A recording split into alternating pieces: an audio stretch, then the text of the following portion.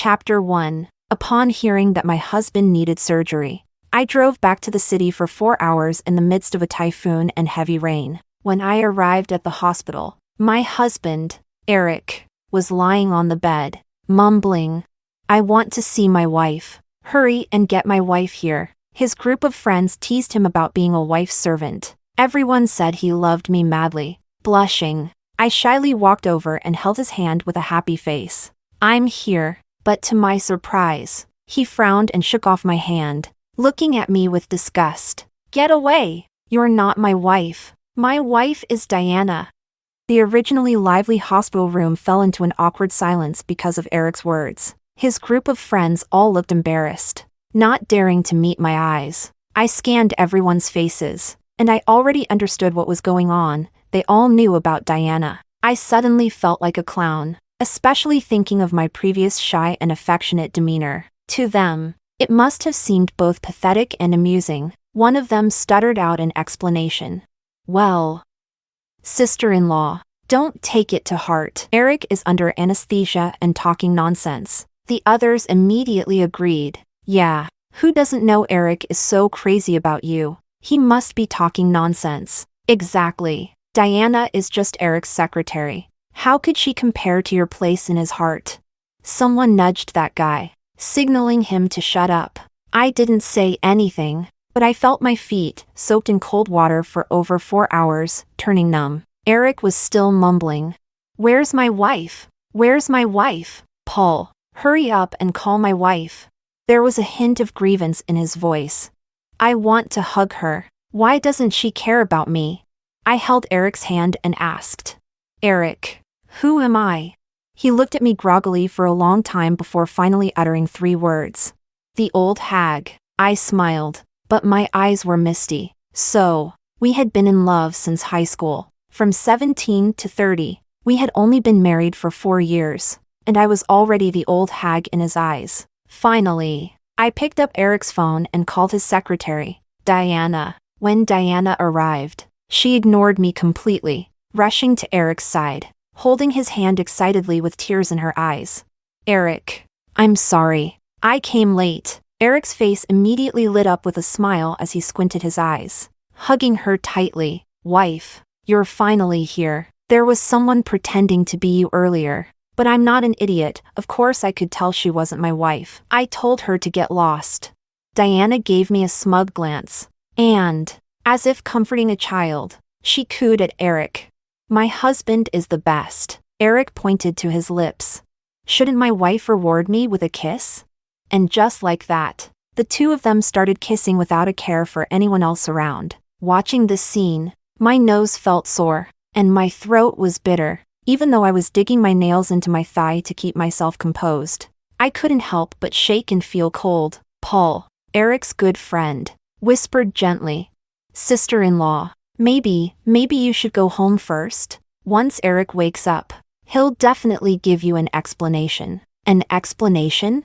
I looked at him, tears streaming down my face. Honestly, I didn't want to cry, especially not in front of the mistress. It was just too humiliating. But I couldn't control myself. Just half an hour ago, in my eyes, Erick was still the perfect husband, a doting partner, someone I proudly spoke about wherever I went. 13 years of love and companionship, we never fought. And it was all because of his limitless tolerance and affection. So, when it all collapsed, it felt like a massive earthquake in my heart, and I was destined to be shattered in the rubble of that earthquake. I quietly got up and left the hospital room. The moment I stepped out the door, I heard those people sigh in relief, as if they had finally gotten rid of a burden. It turned out that, without me even realizing when, whether it was Erick or his friends, they had already removed me from their circle.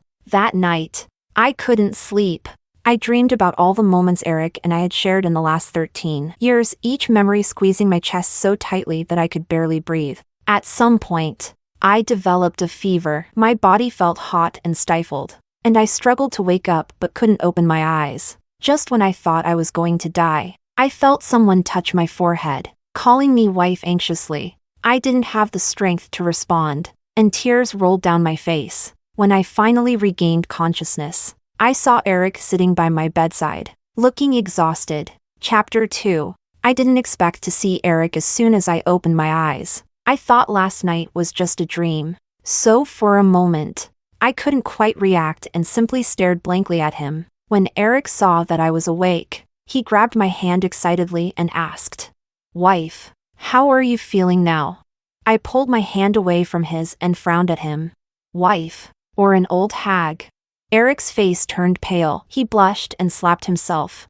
"I'm sorry. Yesterday I was really under anesthesia. My mind was confused. I don't even know why I did something so stupid." Once I fully came to, I was filled with regret and fear. I was scared you'd leave me. So even though the doctor said I couldn't be discharged, I left anyway. Saying that, he struggled to stand up and lifted his shirt. He had undergone an appendectomy, and at this moment, blood was seeping through the bandage. I remembered that he stayed by my side all night, and my heart softened a little. Seeing his aggrieved expression, I thought, maybe he was telling the truth? Maybe he wasn't beyond redemption yet. Perhaps he just had a fleeting attraction to a young, pretty girl, but that attraction was far less than his love for me. So, as long as he could extinguish that feeling in time, we could still go back to the way things were. But thinking about how he and Diana kissed in front of everyone last night, I couldn't help but feel wronged, and tears started to fall down my face. Erick's eyes turned red. Full of guilt, he frantically wiped my tears while lamenting. "I'm sorry, wife. I didn't know I'd hurt you so deeply. But you have to believe me, there's no one else for me but you. I don't even understand why I acted that way under anesthesia, but I fired Diana last night. No matter what, her actions showed she had improper intentions towards me. A woman like that, who willingly becomes a mistress, with such low morals, I would never be interested in her." After a pause, he continued seriously.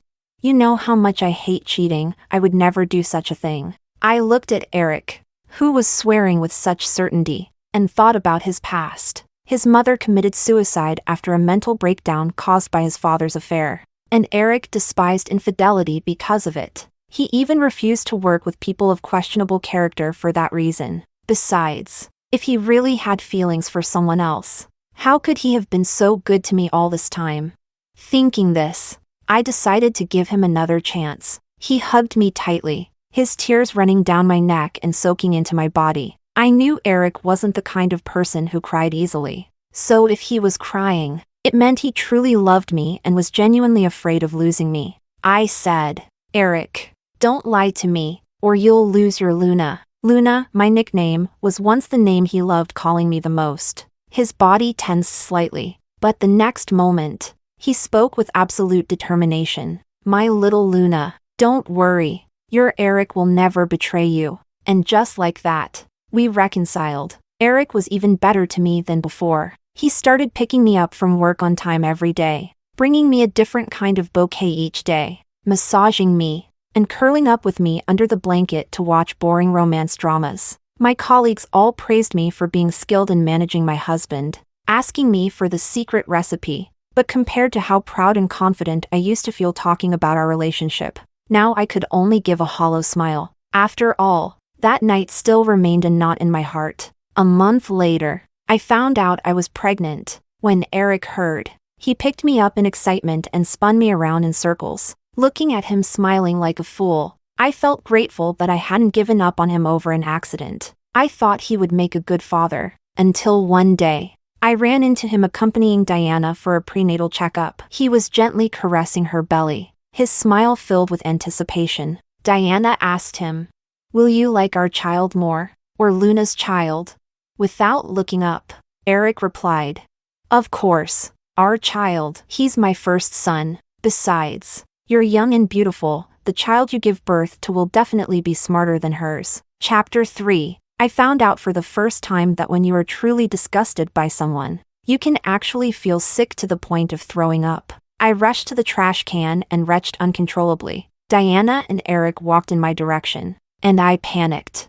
Hiding behind the trash can, I heard Diana whining to Erick. "How do you know it's definitely a boy? What if it's a girl?" Erick chuckled softly. "If it's a girl, I'll love her too. If she's like you, gentle, sweet, Understanding, how could I not be happy? Diana giggled. Sweet talker, but I'm scared. What if, after our child is born, you don't have time to come see us? Erick reassured her. Don't worry, I've got everything planned. Tomorrow, Paul will help you move to Haicheng. After that, I'll make an excuse about work trips every month, and I'll stay with you for half a month. Diana cheered, and the two got in the car, laughing and chatting as they drove away. I slowly stood up, tears blurring my vision. The pregnancy checkup report in my hand was crumpled, and I suddenly felt so grateful that I had decided to come to the hospital alone, sparing him from any stress due to his work. Otherwise, I wouldn't have caught them, and I would probably still be played for a fool by him. But Erick, if you love her so much, why did you try to win me back? Why didn't you want a divorce? I returned home late. During that time, Erick called me dozens of times, but I didn't answer. As soon as I walked through the door, he rushed to me, hugging me tightly, his eyes full of worry. Wife, where have you been? Do you know how crazy I've been looking for you? I said. I went to the hospital. Erick tensed up instantly, staring at me carefully. When did you go? Which hospital? Why, didn't you call me to go with you? I replied. The First People's Hospital. I thought you were busy, so I didn't contact you. Erick let out a sigh of relief. They had gone to the maternal and child health hospital. He asked. What did the doctor say? Looking at you, is it bad news? I said. Yes. The doctor said it's uncertain if we can keep it. As I spoke, I stared at him, wanting to see his reaction. Erick looked a little surprised, but there was hardly any sadness in his eyes. He hugged me and said, It's okay, baby. You are what's most important to me. I felt heartbroken, wanting to tear him apart. He truly didn't care about this child. So even knowing he might lose it, he wasn't deeply saddened, because he already had a child he was eagerly anticipating. At this point, I couldn't keep pretending any longer. I pushed him away and said I was tired, then hid in my room. Not long after, Erick called me out for dinner. I didn't want to see him at all, so I pretended to be asleep. Erick left the room, and soon after, I heard him answer a phone call before hurriedly leaving. I immediately got up and quietly followed him. Erick first went to a flower shop and bought a bouquet, then picked up a bag at the mall, and finally went to a dessert shop to buy a cake before heading to his destination, our marital home. My hands started to shake as I gripped the steering wheel. The tightness in my chest, the shortness of breath, and the overwhelming nausea grew stronger. I never expected that Erick would let his mistress live in our marital home. This was the house I bought after selling the old property left to me by my parents and after working tirelessly day and night to earn enough money. It was my wedding gift to him, our very first home together. Although it wasn't large, and the neighborhood was rather average, it was full of meaning. Even later, when Erick started his own business and became the Diamond Bachelor of Newtown with numerous properties in his name, this house was never sold. Erick said it wasn't just a house. It was proof of my wholehearted love for him. But now, he had let another woman move in with his child, shamelessly trampling on the person who once loved him with all her heart. At this moment, I finally gave up on him. I no longer wanted anything to do with this man. I sat in the car downstairs all night, as if punishing myself for my past naivety. Only by watching him settle into that house and being intimate with that woman could I finally free myself from this relationship. Early the next morning, Erick came downstairs looking refreshed, with Diana by his side. She stood on her tiptoes, intimately helping him adjust his tie. Speaking softly to him, he looked at her tenderly, even leaning forward and bending down to avoid tiring her, his hand free to send a message on his phone. My phone rang. I looked at it, and it was a message from him. There was an important contract problem at work, and I've been busy until now. I might not make it home until tonight. Take care of yourself and eat on time. Love, your husband. Chapter 4. That disgusting feeling surged up once again. I tried to suppress it but couldn't stop myself from vomiting. This man, he was just too revolting. Too revolting. After Erick drove away, Diana hummed a tune as she went upstairs. I took a while to steady myself. then applied some lipstick to my pale face before getting out of the car. I knocked on the door. Diana opened it with a smile, muttering, "Could it be that you forgot something again?" The last word trailed off as she saw me. I looked at her coldly, expecting her to be afraid, to feel guilty, but instead, she simply examined me from head to toe without shame, a gentle yet malicious smile playing on her lips. "So it's you, Erick's tasteless yet too troublesome to discard old hag?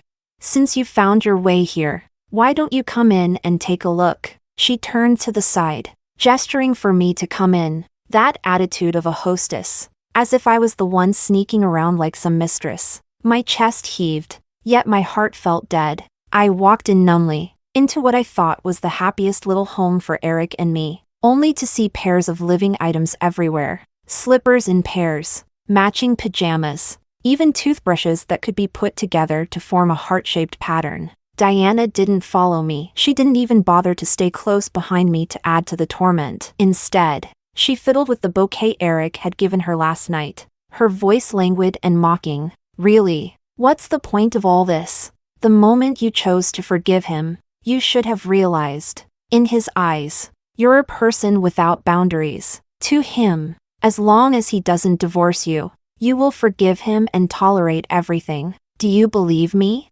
Even if you expose him now, he'll be perfectly capable of apologizing and begging for your forgiveness. And you will forgive him. You can't live without him. After all, given your age, where could you find a husband as wealthy as him if you divorced? I know you look down on me, but we're really the same." The same? I felt like vomiting blood. I wanted to rush over and tear her face apart. Erick and I met when we were young. For him, I ran around, worked tirelessly day and night. He might have built his business from scratch, but he couldn't have succeeded without my support. How dare she think we were the same? But her confidence was undeniable, so unwavering that I didn't even need to doubt it. I knew it for sure. This was what Erick had told her. Maybe I was wrong from the very beginning. I forgave him because I loved him, but in his eyes, my forgiveness was about benefits and convenience. This man, these more than 10 years of feelings, had already turned into a pool of methane gas, a swamp in his ever-inflating social status, foul and toxic. I walked straight past Diana, heels clicking as I stepped into the living room, only to be greeted by a giant wedding photo hanging on the wall. In the photo, Diana was wearing a diamond-encrusted wedding dress, wrapped in Erick's embrace. Their background was the famous Aegean Sea. Opulence, extravagance, it was overwhelming. I thought my heart had already died. But seeing that photo made my chest ache uncontrollably again, as if someone had clamped my neck, and the suffocating feeling made my head spin. Once, hanging there had been my wedding photo with Erick.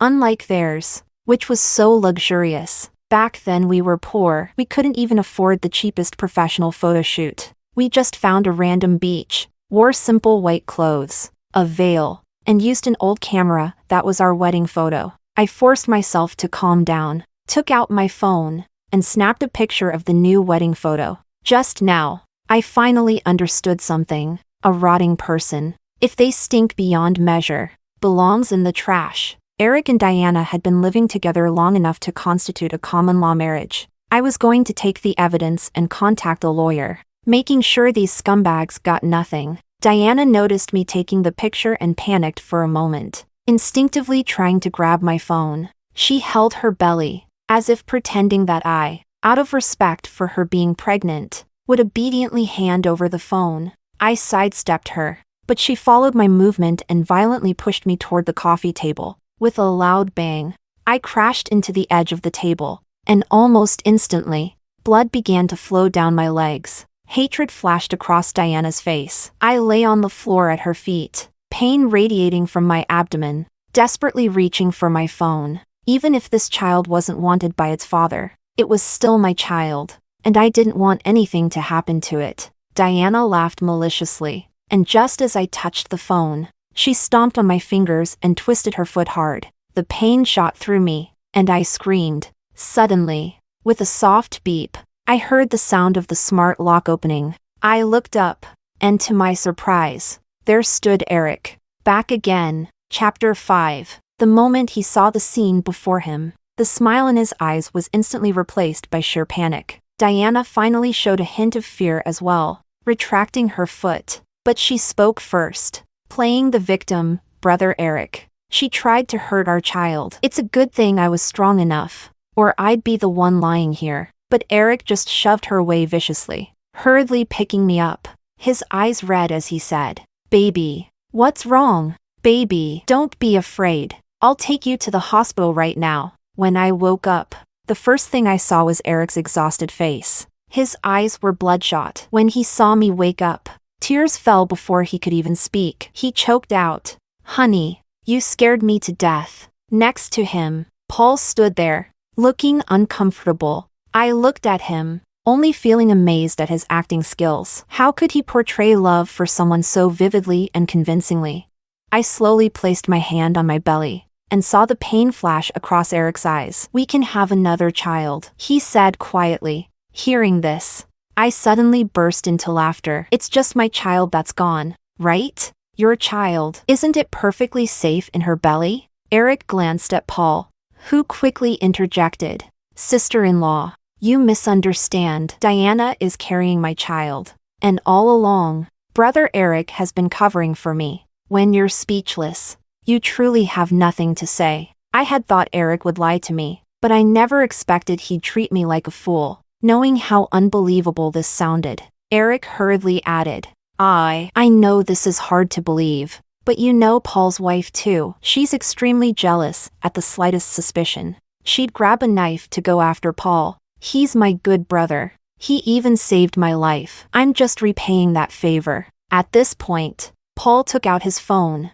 showing me intimate photos of him and Diana. He said, "Sister-in-law, we're not lying to you. Diana got pregnant, which is why I asked Brother Erick to take care of her. But Diana indeed developed feelings she shouldn't have. Last time at the hospital, after you left, I gave her a stern talking to. She said she only wanted to make me jealous, wanted me to divorce my wife and marry her. I refused. She held a grudge and wanted revenge. So, she used Brother Erick. But Brother Erick is kind-hearted. He knew about my health and how rare it was for me to have a child. So he kept accommodating her. After saying that, he knelt down in front of me, slapping his own face as he spoke. "Everything is my fault. I beg you, for the sake of the fact that I once saved Erick's life, forgive Diana this one time. The child in her belly might be the only one I ever have in my life. I can't let my family end with me." Erick grabbed his collar, punching him several times in rage. "Enough, Paul.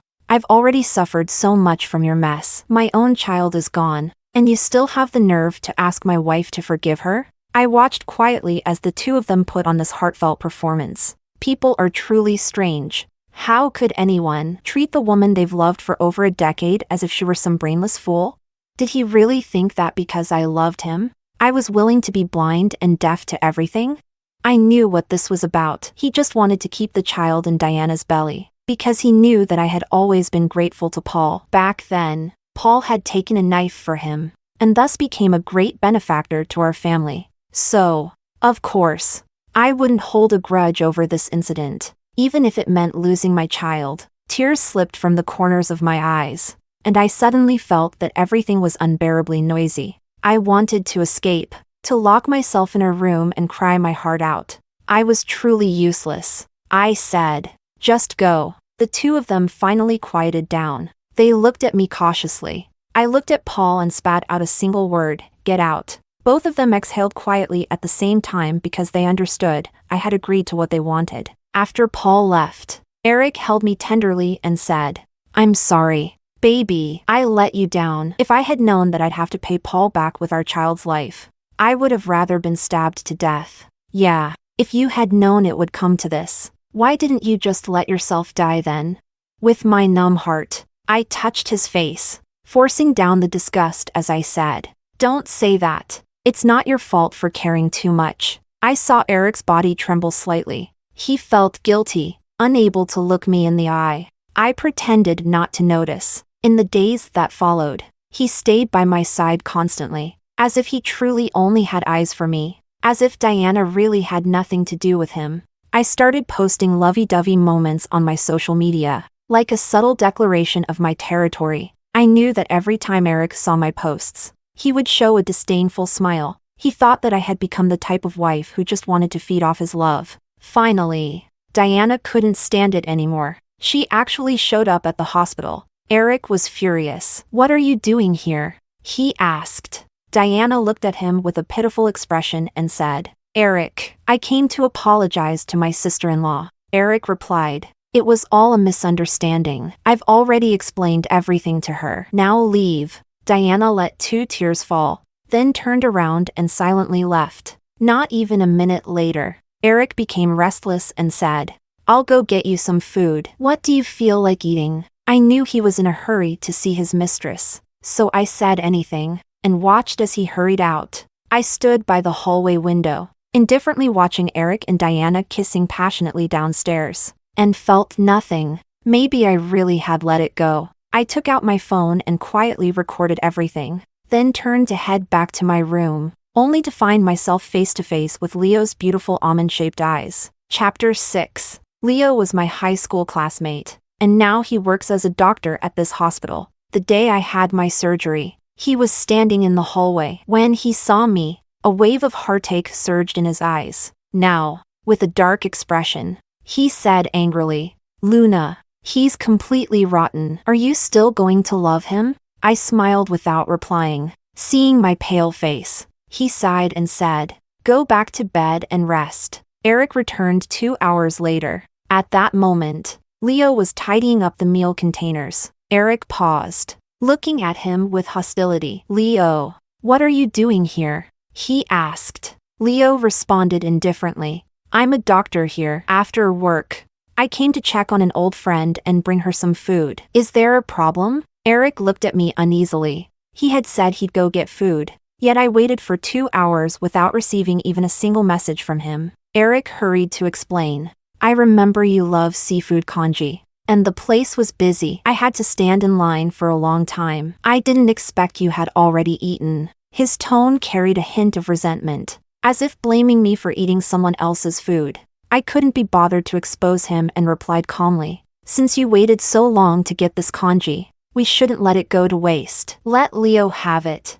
He's been helping me a lot. It's only right to repay him somehow." Leo immediately walked over and took the food container from Erick's hands, smiling. "In that case, thank you very much." He then turned and smiled at me. "I'll come see you again tomorrow." I nodded. Erick stepped into my line of sight, displeased. "Since when did you get so close to him?" I said calmly, "You're overthinking it. We're just good friends." Erick's face still looked sour. I knew he was jealous. In the past, I would have explained myself, tried to reassure him, but now, I didn't even want to look at his face. I said, "You've been quite tired lately, so there's no need for you to stay here with me. Go home and rest." Erick quickly objected.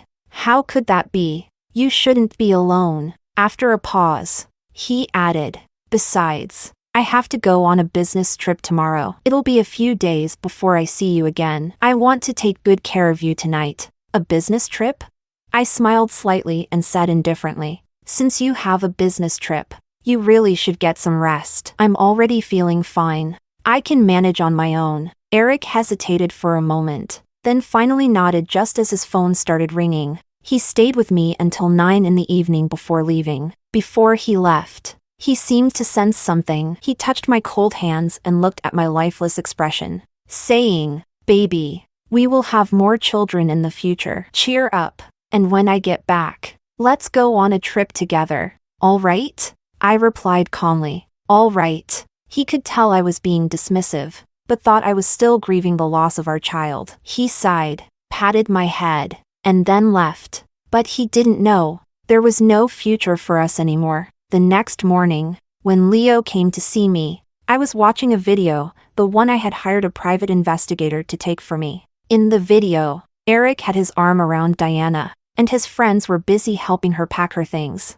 Today, Diana was moving to another city. Leo's so-called business trip was to go with her. Leo took my phone, glaring at me angrily. "You can't help but hurt yourself like this, can you?" As he arranged the food, he reminded me, "The most important thing right now is for you to recover. No one is more important than yourself."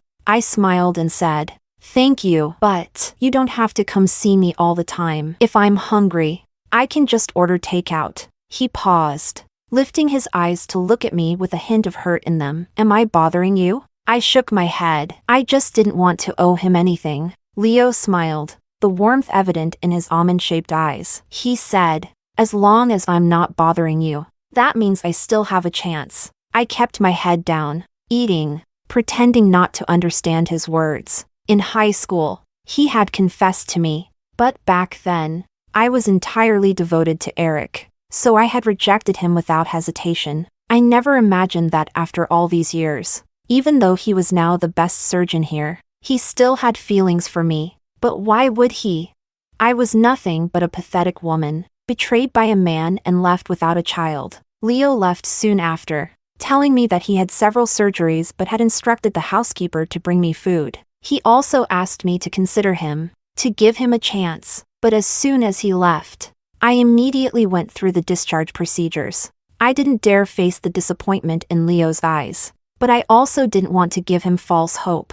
Besides, some things needed to come to an end. Chapter 7. After being discharged from the hospital, I returned home. I quickly printed the divorce agreement, signed it, and copied Erick's affair footage onto a USB drive, which I placed on top of the agreement, then headed to my company. On the second day of my hospital stay, I had applied for resignation to my boss, but he didn't agree. He and Erick moved in the same circles and had heard about Erick's affair with his secretary. He had even hinted at it to me. At that time, I was convinced that my Erick would never fall, so I didn't take his words seriously. Now, facing him, all I felt was embarrassment. My boss asked if I was really willing to let all my years of effort go to waste for a man. Of course, I wasn't. So, I finally accepted his advice and decided to go overseas to manage a newly established branch for 2 years, and then return. My parents had passed away a long time ago,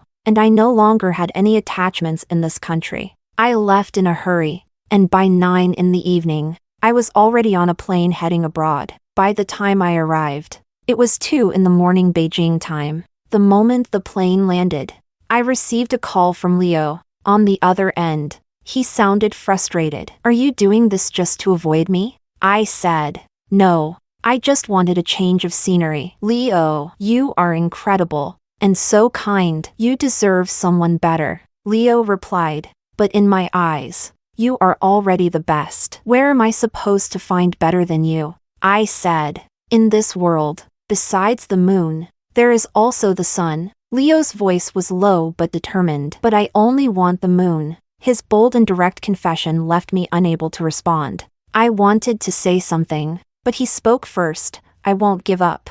I went to your company. Your boss said you might return in 2 years. I'll wait for you. If I can't wait for you, then I'll come find you." After hanging up, my heart was pounding. It had been a long time since it beat so strongly. In the following days, Erick didn't contact me at all. He must have been busy focusing on Diana. Until a week later, when I walked out of my new office, I was surprised to see him standing at the entrance. The moment he saw me, he rushed over and hugged me tightly. His body was trembling, as if with fear or excitement, and he said, "Baby, I'm sorry. I was wrong. Please don't leave me." My voice was calm. "I thought you understood my intentions." Erick's body stiffened slightly, but he ignored my words and instead tried to appear pitiful. "Baby, I haven't eaten anything for a whole day and night. Let's go home, eat, and talk, all right? I want to eat your homemade noodles." "Home?" I laughed. "Which home are you talking about? The villa you gave me as a birthday gift, or the small house I gave you as a wedding gift? Too bad. No matter where it is, I'm now in a foreign country, living in a shared dormitory. There's no home for me." I pushed Erick away. He looked at me with red eyes, like an abandoned puppy, but he was the one who abandoned me first. So why did he have the right to show that expression? I was enraged by his demeanor and said coldly, "Erick, how do you have the face to chase after me? That USB drive was my warning to you. Didn't you understand? If you're willing to end things peacefully, sign the divorce papers, and I'll come back in a month to finalize the divorce. But if you're not willing, I don't mind destroying you myself. Perhaps he heard the seriousness in my voice. As Erick's face filled with pain, he asked, "Are you really willing to let go? You've put so much effort into supporting me to where I am today." I scoffed. "So you know that." After all, Erick's face fell, and he spoke softly. "I'm sorry, baby. I really am. But I love you. I just wanted to have my own child too much. You haven't conceived for so long. I thought you couldn't get pregnant. So, you didn't want to join my company, fearing people would say your career was only because of me. So you don't know that every time I attended social gatherings, they mocked me for not having a child. Over time, I began to crave having a child. Otherwise, what's the point of working so hard and making so much money? I needed someone to carry on in my company, and I needed to answer to my aging parents. But I never wanted to divorce you. I'll always love you, and you'll always be the dazzling Mrs. Erick in everyone's eyes. Chapter 8. Looking at this man I had loved for over a decade, all I felt was utter disgust. So, in his eyes, just keeping the title of wife for me was enough to repay my love. I sneered. "If that's the case, have her get rid of the baby, and I'll have another child for you." Erick's expression changed drastically. He frowned, looking at me like I was a stranger. "But that's a life, baby. You lost a child too. How could you even think of making another mother lose her child?" I smiled and slapped him. "Now that's the truth, isn't it? Don't worry. I just wanted to make you sick. I have no intention of having your child again. After all, I'm already 30, not as young as her, not as healthy as her, and can't have as strong and smart a baby as her, right?" With every word I spoke, Erick's face grew paler. He took a few steps back, stammering, "You heard it all, so you knew Paul and I were lying." I laughed. "Yes, I knew from the start that you were treating me like a fool." Erick wanted to say something more, but I glared at him and said in disgust, "Get out! I don't want to see you again except for the day we finalize the divorce." With that, I left. Erick tried to follow me, but the security at the dormitory was excellent, and he was stopped at the gate. I thought he would give up, but I hadn't expected him to keep following me after that. Even if I ignored him, he didn't seem to mind. He told me that after Diana gave birth, she would leave, and I could personally raise the child. He also said that once I regained my health, we could have another child together. I figured that he must have thought of himself as an emperor, and I was the aging empress. He was willing to give me a child, so I should be grateful for his imperial grace. Fed up, I recorded his words and sent them to Diana. The next day, Diana flew over. That day, I finally agreed to have dinner with Erick, and he was so happy that he was almost bouncing. For a brief moment, I seemed to see the boy who had once confessed to me. When he said he liked me, he was so nervous that he stuttered. His entire face flushed, especially his ears, which were so red they looked like they might bleed. The hand holding the roses trembled nonstop. When I said yes, he jumped for joy under the golden light of the setting sun, tears welling up in his eyes. He patted his chest and solemnly promised me, "Luna, I will always protect you." I believed that back then. He really did love me, and he really believed he would love me for the rest of his life. But life is long, long enough to turn someone into a completely different person. Erick and I went to a nearby restaurant. All the way there,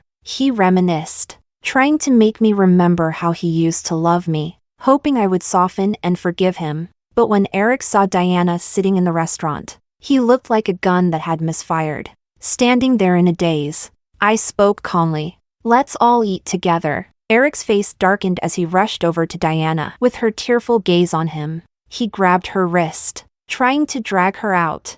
"Who allowed you to come here? Did you forget what I told you?" Diana cradled her belly, speaking in a low, submissive voice. "I'm sorry, Erick, but I just missed you so much." Erick, furious, said, "After you have the child, I'll give you money, enough to guarantee you a comfortable life. For now, get out of here. If you upset my wife, I will not let you off easily." Diana shook her head. "No, I don't want the money. I want you, Erick. I really love you. I'm not with you for the money. I stood to the side, laughing at what I was hearing. If Erick wasn't a big boss with countless assets, would she, a prestigious university graduate, young and beautiful, have looked twice at a married man like him?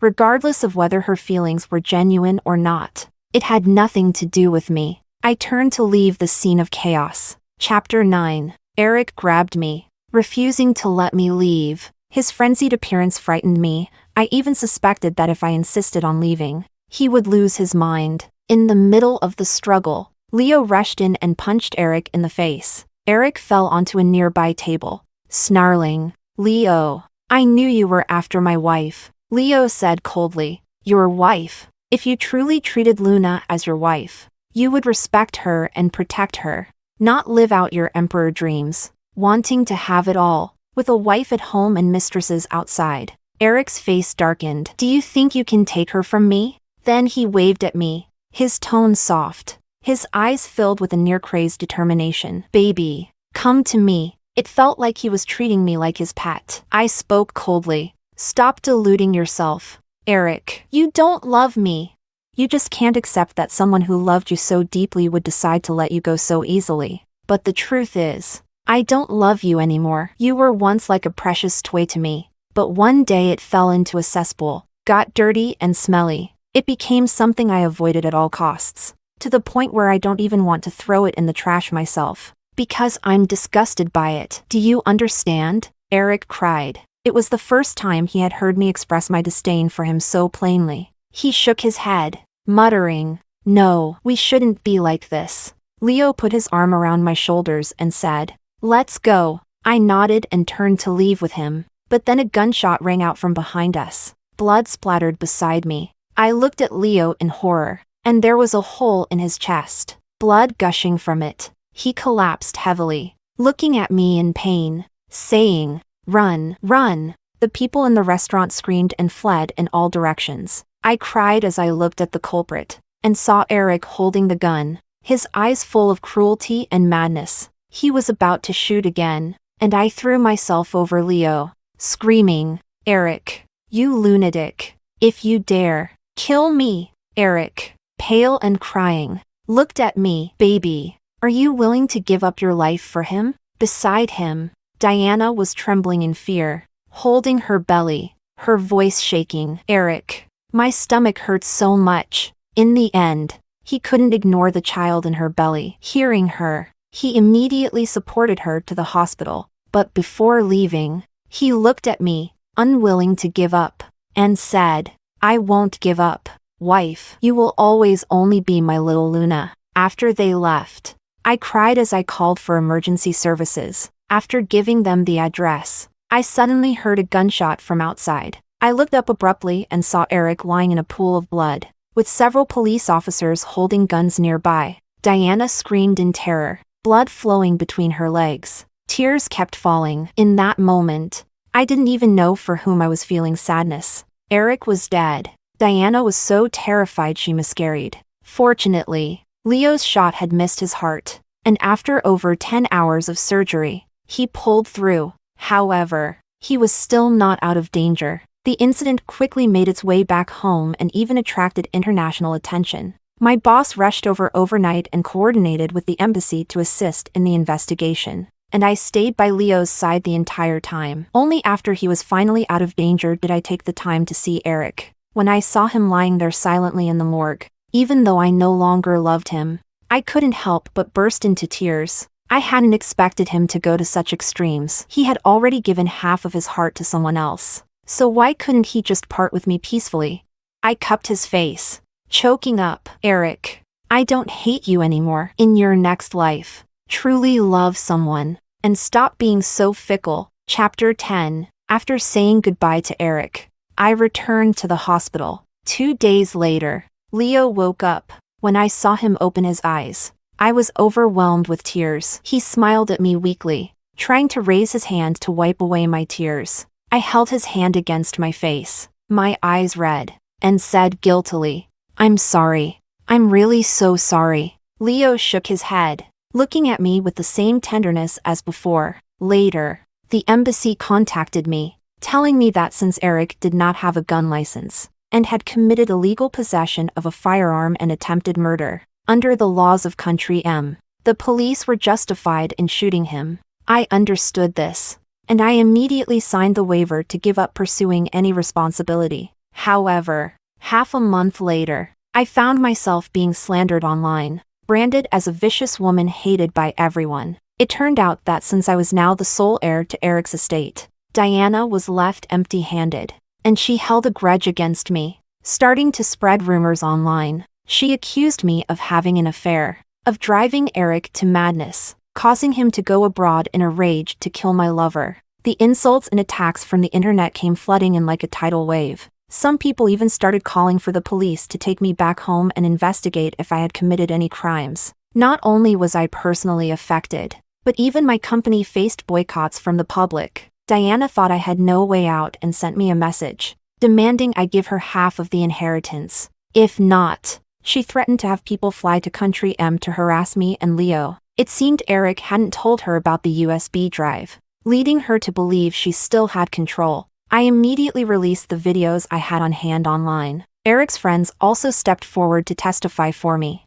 offering public apologies. After all, now that I had inherited all of Erick's estate, I held the most power in the company. They dared not offend me, and even tried to win my favor. Public opinion completely shifted, and Diana became a pariah, despised by everyone. As for me, I received countless apologies and messages of comfort. I ignored them. After releasing the clarification videos, I focused on caring for Leo. What surprised me was that our old high school classmates started coming forward, revealing Leo's unrequited love for me. I finally realized that Leo had organized every annual reunion just to see me. He had given up going to Beijing for me but chose not to contact me, afraid it would trouble me. His love for me was like a fine wine, growing sweeter over time. Many people began leaving comments on my profile, asking me to take pity on Leo and accept his feelings. Leo, worried that I might feel pressured,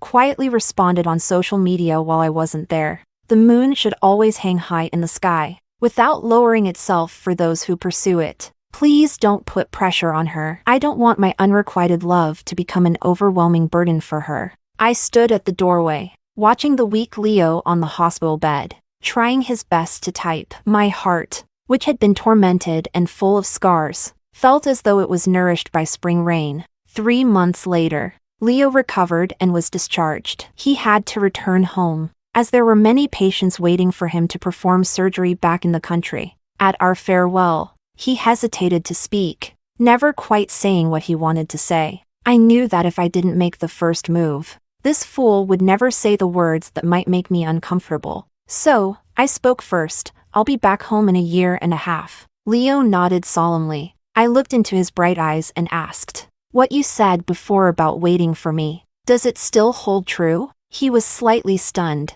then understood what I meant. His handsome face broke into a look of ecstasy, but soon he frowned, carefully saying, "Of course, it holds true, but I don't want you to be with me because you feel indebted to me." I knocked on his forehead, pretending to be angry. "You know me so well. How could you think I would accept a man for any reason other than my own feelings?" He looked at me, delighted beyond words, smiling like a fool. I waved at him. "Goodbye. Remember to think of me." "I will think of you too." Suddenly, he shouted excitedly, "Little moon, I won't let you down. I'll make you forever happy.